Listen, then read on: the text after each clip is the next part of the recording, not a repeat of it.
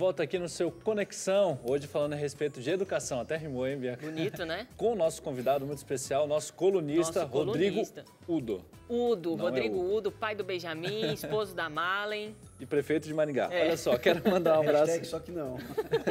Mandar um abraço aqui para algumas pessoas que estão participando com a gente, Bianca. O Paulo Neto, Amanda Cruz, Márcia Teixeira e mais o Antônio Carlos Marinho. Um abraço para vocês. Participa com a gente sobre o tema, manda a sua sugestão, a sua dica ou, de repente, seu comentário a respeito desse tema, educação. E agora a gente vai fazer um girinho por aí, dar uma passeadinha. Dar uma viajada? Com a família Goldschmidt, o Peter Eric traz o quadro para a gente agora, De Passagem.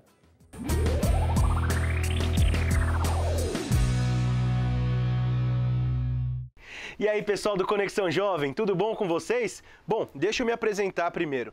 Eu sou o Peter Eric Goldschmidt, sou apresentador do programa Viaje Comigo, também aqui na TV Novo Tempo, e agora estou aqui no De Passagem para conversar com vocês do Conexão sobre um assunto que todo mundo gosta, que é viajar. Afinal, quem não gosta de sair da rotina e conhecer um lugar novo? E para o nosso primeiro encontro, eu separei um destino muito bacana para vocês. Chama-se Deserto do Atacama, que fica no norte do Chile.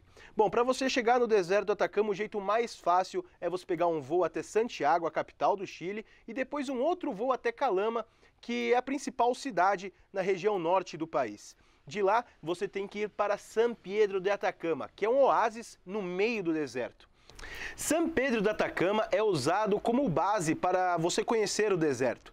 Lá estão os hotéis, os albergues, os hostels, as lojas, restaurantes e as agências para você contratar os passeios para desbravar o deserto. Mas olha, um dos principais passeios que você pode fazer lá é muito simples e não precisa de guia. Você só precisa de um relógio, que pode ser usado do seu celular, e um mapa, só. Assim você pode alugar uma bicicleta e pedalar pelo deserto. Você vai conhecer o Salar de Atacama, você vai conhecer os Ojos del Salar, que são piscinas de água que brotam no meio do deserto e é muito legal. Mas olha, cuidado ao alugar essas bicicletas, porque no deserto você não tem nenhum ponto de referência para de norte, sul, leste, oeste. Você tem a cordilheira de um lado e o deserto do outro. E é muito fácil você se perder. Existem relatos de pessoas que ficaram perdidas durante a noite inteira e passaram um perrengue para voltar até o oásis. Uma outra dica para você conhecer o deserto é fazer um tour astronômico. O deserto está a mais de 3.500 metros de altura e é um dos lugares mais perfeitos do mundo para você observar as estrelas. E olha, você não vai se arrepender. Se você quiser mais dicas, entre no site do Viaje Comigo, www.viajecomigo.tour.br. Pessoal do Conexão, espero que vocês tenham gostado e nós nos vemos no nosso próximo encontro aqui no De Passagem.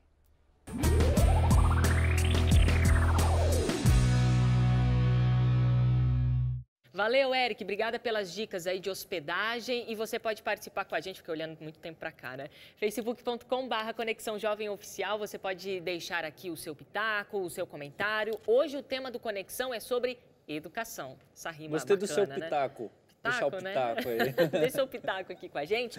O Rodrigo Udo, nosso parceiro, nosso colunista, traz aqui o Pensa Sociedade. Aliás, um do Pensa Sociedade ali sobre beleza, a gente trabalhou aqui esse tema no Conexão, foi muito legal, repercutiu bastante esse vídeo, queria te agradecer, Rodrigo. Rodrigo grava esses vídeos, gente, da casa dele, estuda ali os temas que são tranquilos, porque ele é uma mente brilhante, assim, já tem os temas prontos, e manda aqui pra gente, e sempre tá atendendo a equipe do Conexão, a gente ganha R$1 por mês do Conexão. R$1 ganha nada, zero, voluntariado 100%. Certeza, e faço com a maior alegria, porque é muito gostoso mesmo. Obrigada, viu? Preciso estar estudando muito para atender as questões que vocês levantam.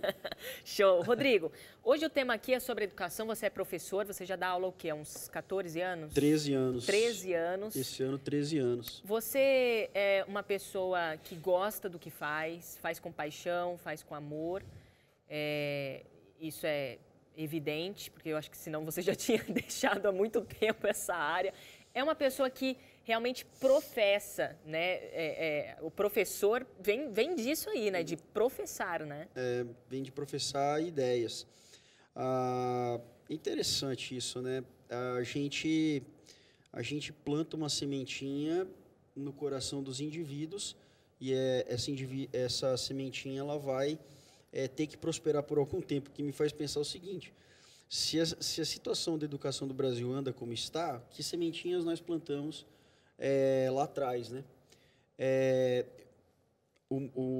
No mês de maio, agora, foi publicado um relatório de um estudo que já tinha sido feito pela OCDE em 2012, de 120 países. Esse relatório, em 120 países, colocava o Brasil na 88ª posição de educação no mundo. Então, numa lista de 120 países, nós estávamos em 88. Aí pegaram alguns desses países, 76 países dessa lista de 120, e aprofundaram os dados. E agora, em maio, foram publicados esses dados mais profundos, e nessa lista de 76 países, nós ficamos em 60º lugar. Algumas conclusões tristes que se tiram dessa... Bom, conclusões são conclusões, tristes ou felizes. Uma das conclusões que se tira é o seguinte, que o aluno ele termina o ensino médio no Brasil, em torno de 50% são analfabetos funcionais. O que significa ser um analfabeto funcional? Significa que ele está lendo, mas não tem a menor ideia do que ele está lendo. Mas né? esse dado é só sobre os estudantes ou é sobre a população brasileira? Porque eu tinha visto que é sobre a população brasileira, sim, mas 50% mas esse essencialmente, ele trabalha as duas perspectivas. 50% da população brasileira. Mas como ele estuda dados do PISA, que é o Programa Internacional de Avaliação do Estudante, ele também tangencia a questão dos estudantes na sala de aula. Uma outra conclusão que ele tira é que os alunos que estudam, por exemplo, matemática, português, eles não conseguem aplicar o que eles aprendem no seu cotidiano. E aí vem um problema sério. Eu estou dando aula, né, eu estou ensinando, estou professando uma determinada disciplina para os meus alunos, e aí eu tenho que, num determinado momento, me parar e me perguntar, será que eles entendem o que eu estou dizendo? Ou qual a importância disso? Vou ilustrar da seguinte maneira. Uma vez, a professora de matemática entrou na sala de aula e ela começou a lecionar um determinado tema. Um aluno levantou a mão e falou assim, professora, por que a gente está aprendendo isso? Veja bem, o professor ele faz várias leituras dessas perguntas, mas como é um grupo de adolescentes, o professor muitas vezes não tem paciência, ele já traz uma carga emocional do seu cotidiano muito grande. Ele imagina essa pergunta como uma pergunta capciosa ou até maldosa. Ofensiva.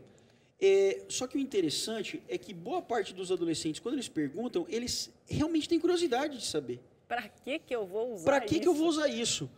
E a professora respondeu, você está aprendendo isso para pagar o meu salário. Isso acontece com muita frequência. Mais do que vocês possam imaginar. Que não tem absolutamente nada a ver. Exatamente. Até porque, muitas vezes, o próprio professor sabe que ele está ensinando aquilo e aquilo nunca vai ser usado na vida profissional do indivíduo. Veja que interessante isso, né? A gente acaba se enquadrando, a gente acaba vivendo uma perspectiva dentro da educação brasileira, onde nós estamos ensinando coisas inúteis para as pessoas. Agora, quem é responsável por isso? Exato, isso que eu ia perguntar. Quem é responsável por isso? Então, vamos na raiz do problema. Quem determina o que a gente tem que ensinar na sala de aula para os nossos alunos é o governo federal. Né? Existem regras claras. Existem regras claras. Para enquadrar tudo isso. Sim. Esse currículo que a gente tem dentro da escola, ele é 100% determinado pelo Ministério da Educação e da Cultura. Tá? Então, quando você tem, por exemplo, uma pauta de coisas que têm que ser ensinadas, quem determina aquilo é o governo. Então, aí você começa a pensar, puxa vida, eu tô ensinando tudo isso daqui, mas eu não estou ensinando o meu aluno a pensar. Eu quero só que ele decore aquilo, eu quero que ele devolva tudo aquilo para mim numa prova, e se ele decorou bem o bastante, ou se ele devolveu aquilo, uma média daquilo que eu falei para ele está aprovado. Quer dizer, é todo um sistema montado para eu fingir que estou ensinando e os alunos fingirem que estão aprendendo coisas absolutamente sem sentido. Né? Existe muito disso. Eu estou falando de matemática porque, de repente... São os nossos piores índices. Às vezes, alguns professores de matemática vão se sentir chateados por isso. Não se sinta chateado. Isso acontece em todas as disciplinas. Em história, que é a minha praia, eu dou aula disso, Eu acho que é mais fácil você falar assim, olha, você está aprendendo isso porque um povo que não tem passado não tem futuro. A gente vem muito com esse chavão. O professor vai dar aula no começo do ano de história e fala assim, por que nós vamos aprender história? Ah, porque um povo sem passado não tem futuro. Que bobagem é essa, né? Não, você vai aprender história porque é gostoso. Por que a gente tem medo de falar disso? Não, porque tem que ter uma utilidade. Por exemplo, o aluno ele termina o ensino médio sabendo calcular binômio de Newton, mas ele não sabe calcular juros direito. Ele não sabe calcular. Para a vida prática, ele não é ensinado, né? Exatamente. Ele vai terminar o ensino médio e ele não sabe, por exemplo, ele não sabe fazer o cálculo das contas mensais dele por mês. Eu que falar de cidadania também, que é uma coisa que não é muito bem trabalhada em nossas escolas hoje. Rafaela Martins foi a campo para ilustrar aqui muito bem o tema de hoje, educação. Fala aí, Rafa. A educação é muito importante para a nossa vida, seja aprendendo o beabá ou ampliando os nossos conhecimentos através de uma faculdade. Mas o que se questiona mesmo é a qualidade dessa educação no nosso país. Será que é boa mesmo? Bom, nós vivemos numa sociedade em que a educação escolar, eu diria, tem duas grandes importâncias.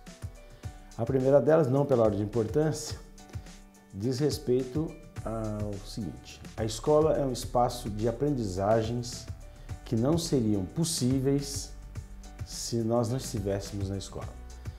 Alguns chamam isso de um espaço de socialização de conhecimento. Então, nós vamos à escola para aprender coisas que não aprenderíamos se lá não estivéssemos, né? Outra importância é que nós vivemos também numa sociedade que valoriza, ou às vezes hipervaloriza, os títulos do processo de educação escolar.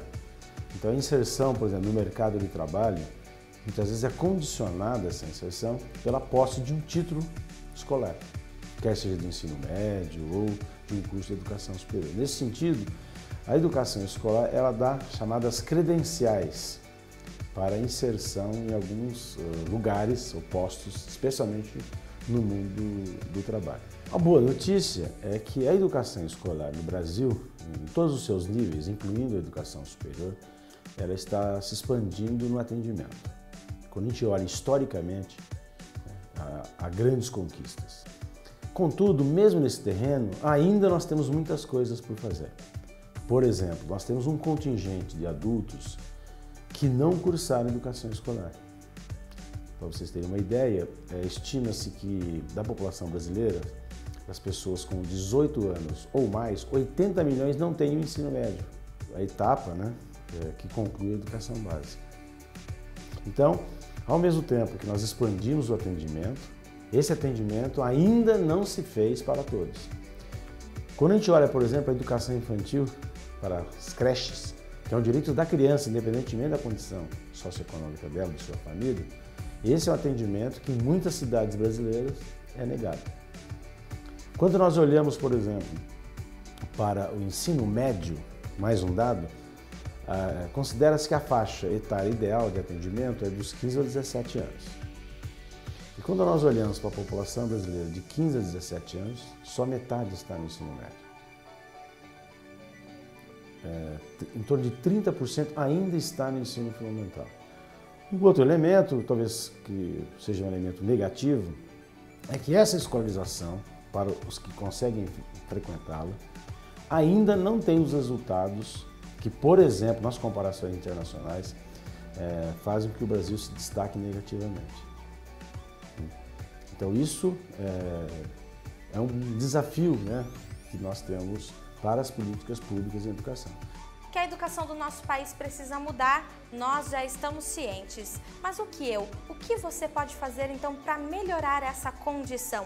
Boa pergunta, né? Eu quero saber a sua resposta através das nossas redes sociais. Um beijo e até mais. Obrigada, Rafa. E você? Qual é a sua opinião em relação à educação no Brasil? Você, de fato, acha que a educação vai bem, que a educação vai mal? O que você tem a falar sobre o tema de hoje aqui no Conexão? facebook.com/Conexão Jovem Oficial, também o nosso Instagram, @PGConexão, e o nosso WhatsApp, 12981517416. Chapolin? Olha só, quero mandar um abraço para Elia Maria e também para o Douglas de Castro. Rodrigo, você estava falando a respeito dessa questão do passado. A gente está quase terminando o bloco, mas rapidinho, para a gente tentar só resgatar, assim, em algum momento no Brasil, a gente já teve uma educação que, de repente, fosse mais assertiva no que diz respeito ao que está ensinando, mais aplicado à prática, ao dia a dia? Uma educação ideal. Alguma vez a gente teve isso no Brasil? Ideal não, assertiva sim. A gente teve, durante a ditadura militar, a gente teve uma educação muito direcionada para aquilo que interessava para o governo que as pessoas soubessem. Não era uma educação que fazia as pessoas pensarem, tá? Ela era extremamente objetiva nesse sentido. Não, vocês vão aprender, por exemplo, relevo, isso. Era uma educação muito positivista. O que a gente precisa hoje, e que talvez os próprios professores não estejam muito preparados para isso, é enfrentar uma educação questionadora, em que eu provoque os meus alunos a pensar. Agora, veja bem, Chapola, eu só posso fazer os meus alunos pensarem se eu estiver pensando. Exatamente. Se eu ler. E preparado para responder os questionamentos. Exatamente. Né? Por quê? Porque e aceitar também questionamentos. Sem dúvida nenhuma, porque adolescentes e crianças fazem muitas perguntas. E eles querem respostas, eles têm ansiedade pelo conhecimento. Mas o que a gente faz? No momento que eu chego na sala de aula e digo para o meu aluno, pessoal, isso que eu vou falar aqui, vocês têm que aprender. Eu já cortei o prazer de aprender. Eu não comecei a aula estimulando o camarada a ter curiosidade e prazer por aquilo que eu vou dizer. Então, por isso que, assim, é completamente compreensível você ter professores muito frustrados com a sua profissão, porque eles ganham mal. Mas se eles estão frustrados porque eles ganham mal, e essa é a sua grande frustração, eles estão no lugar errado. Agora, se a frustração deles é porque eles não estão conseguindo ensinar, ou porque eles gostariam de fazer algo diferente, existe um caminho. A gente pode falar sobre isso depois. Legal. Ótimo. Eu acho que os professores da sala de aula podiam seguir o que a gente segue aqui, né, Bianca? O aluno tem voz e tem vez, né? É isso aí. Dona conexão. É verdade, é verdade. E você? Você acha que a culpa da educação está no governo, está nos professores? Ou a gente também tem uma parcela de culpa na questão da educação no Brasil? A gente pode conversar sobre isso depois do intervalo, a gente já volta. Oi, gente! Meu nome é Mariana, eu sou aqui do NASP Campus Engenheiro Coelho. E para você que está assistindo ao Conexão Jovem, não esquece de seguir o Instagram, @PGConexão. Beijo!